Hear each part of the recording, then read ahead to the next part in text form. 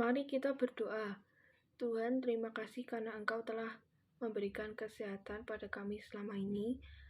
Sekarang saya akan menjelaskan ulang mengenai materi yang diberikan oleh Pak Greg. Semoga bisa berjalan dengan lancar dan bisa menyampaikannya dengan jelas. Dalam nama Tuhan Yesus, Baptis berdoa, haleluya, amin. Halo Pak Gregorius dan teman-teman semuanya, saya Patrice dengan NIM 22C10008. Di sini saya akan menjelaskan ulang mengenai apakah kontemplasi iman mampu menyehatkan. Iman terkait dengan spiritualitas dapat terkait dengan hubungan antara kebenaran metafisika dengan hidup di realita. Kontemplasi kata lainnya meditasi, yaitu bagaimana menenangkan diri, hati, budi secara mendalam. Spiritual sehat, tenang, damai, maka tubuhnya juga sehat dan diukur juga kesehatannya. Pengarang dari artikel ini yaitu Double Edwards. Tujuan dari studi ini adalah menginvestigasi, menyelidiki apakah ada hubungan antara kontemplasi berdasarkan iman dengan pengalaman kesehatan. Apakah juga ada hubungan neurofisiologi berdasarkan kesehatan tubuh. Ada pretest tentang pengkondisian, lalu eksperimen kontemplasi, kemudian post-test. Terdapat subjek penelitian yaitu ada orang-orang yang diambil adalah berjumlah 7 orang dengan rata-rata 49 tahun yang beragama Kristiani.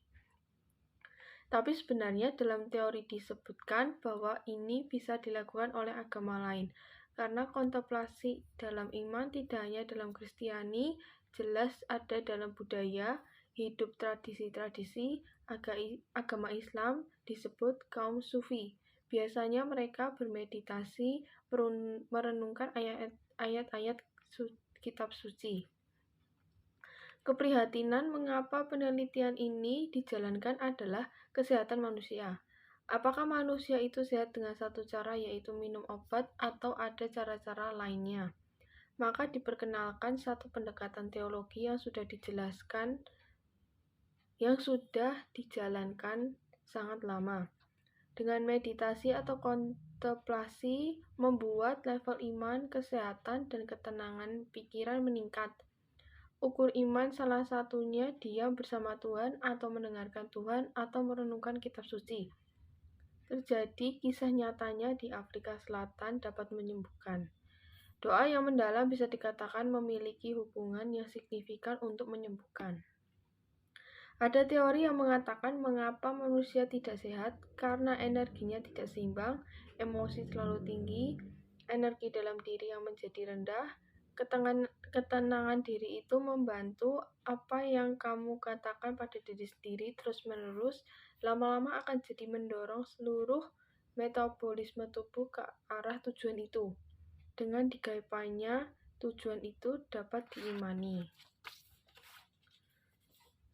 Transformasi kesehatan dipengaruhi oleh iman dan kesadaran. Orang yang imannya rendah menurut Newman membuat perilaku diri tidak teratur, emosi tidak teratur, dan lain-lain. Jika imannya dalam atau kuat, perilaku lebih teratur. Cara latihan iman yang lebih baik dengan cara kontemplasi. Direnungkan selama 2 menit.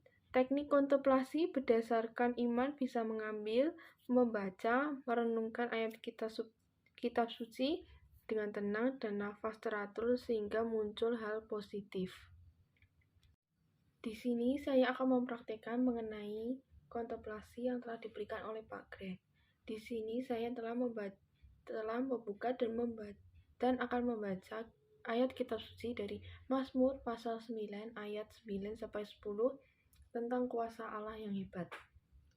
Dialah yang menghakimi dunia dengan keadilan dan mengadili bangsa-bangsa dengan kebenaran.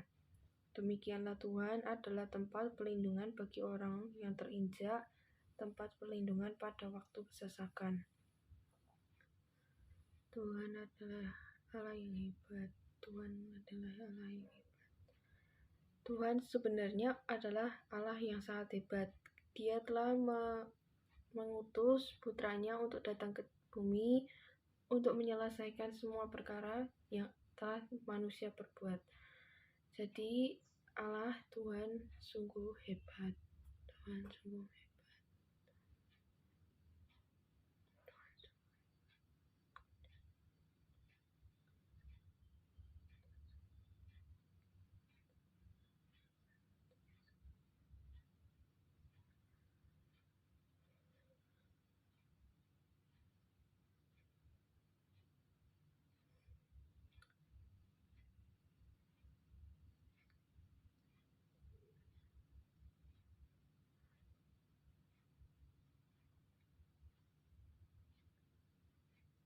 Setelah saya mendalami ayat kitab suci ini, saya telah merasa Allah mempunyai kuasa yang besar yang tidak dapat dikalahkan oleh darinya, dan manusia pun tidak bisa mengalahkan Allah yang sangat hebat.